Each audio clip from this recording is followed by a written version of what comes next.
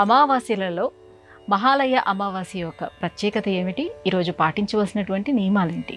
మహాలయ అమావాస్య పితృపక్షం అన్న పేరిట ప్రసిద్ధమైన ఈ 16 రోజులలో మహాలయ అమావాస్య మరింత ప్రత్యేకం.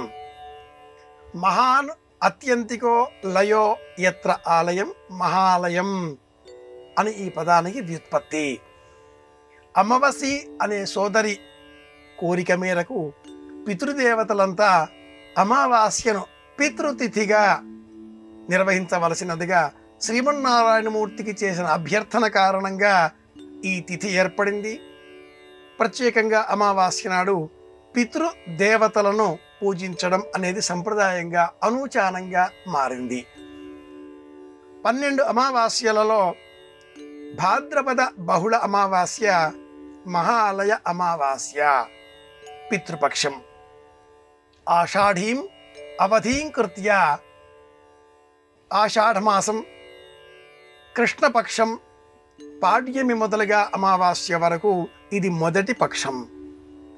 ఆషాఢంలో ఉండే కృష్ణపక్షం 1, శ్రావణంలో ఉండే శుక్ల కృష్ణ పక్షాలు 2 కలిపి మొత్తం 3, అలాగే భాద్రపదంలో శుక్ల కృష్ణ పక్షాలు 2 వెరసి మొత్తం మీద 5.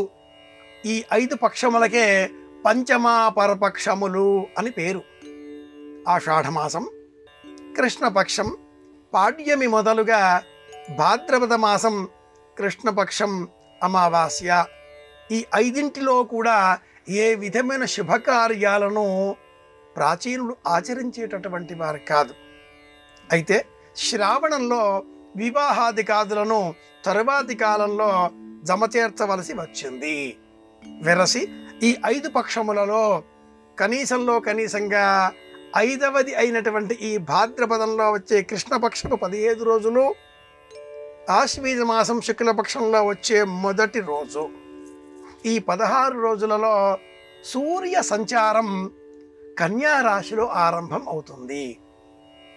కన్యాగతే సవితరి పంచమావరపక్ష మహాలయాంగభూతం ఇది సంకల్పం. సూర్య సంచారం కన్యా రాశిలో ప్రారంభం అయినది మొదలుగా పగటి కాలం తక్కువ అయిపోతుంది. ఇక నుంచి రాత్రికాలం విపరీతంగా పెరుగుతూ వర్షాలు కూడా అంతర్ధానమై కాలంలో ఒక చిత్రమైన మార్పు పొటమరిస్తుంది. రోగ సంబంధ భావనలు పెరుగుతాయి.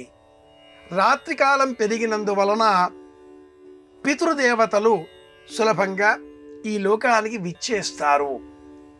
ఈ పితృదేవత సంచారానికి చీకటి తగినటువంటి కాలం. చీకటిలోనే పితృదేవతలు మన ఇంటిలో ఏమైనా మన కోసం ఏర్పాటు చేశారా అని కూడా చూస్తారు. కనుకనే పూర్వకాలంలో ప్రాచీనులు ఆహార పదార్థాలు ఎంత తినేసినా, అంతా ఏమీ లేకుండా చేసినా, కాసింత అయినా అన్నాన్ని చిన్న పళ్ళెంలో ఉంచి వంటగదిలో భద్రపరిచేటటువంటి వారు. వంటగదిలో అన్నం లేకుండా ఉండకూడదు. కనీసంగా ఈ భాద్రపద మాసం 15 రోజులు, ఆశ్వీజ మాసం శుక్లపక్షంలో మొదటి రోజు ఈ 16 రోజులైనా ఇలా ఇంటిలో కొంత అన్నం మిగిల్చాలి. మరుసటి నాడు ఉదయం ఆ అన్నాన్ని పక్షులకు, క్రిమికీటకాదులకు ఆహారంగా అందించాలి. ఈ మహాన్ అత్యంతికో అయినటువంటి మహాలయం నాడు గతించిన పితరులను తలుచుకొని తర్పణం వదలడం, అర్హులైన వారికి భోజనం ఏర్పాటు చేయడం, లేదా స్వయం పాకం, సాహిత్యం, బియ్యం ఇవ్వడం ఇలాంటి పేర్లతో పితరుల కోసం ప్రీతికరంగా అందించడం ఇలాంటివి చేస్తే గతించిన ఆ పితరుల అనుగ్రహం లభిస్తుంది. వారి కారణంగానే ఆరోగ్యము, ఆనందము, ఐశ్వర్యము, వంశము, 5వది అతి ముఖ్యమైనది రోగం లేకుండా జీవించగలగడం. ఈ 5 పితరుల కారణంగా మనకు లభిస్తాయి అని శాస్త్ర గ్రంథాలు వివరిస్తాయి. ఇది విశేషం.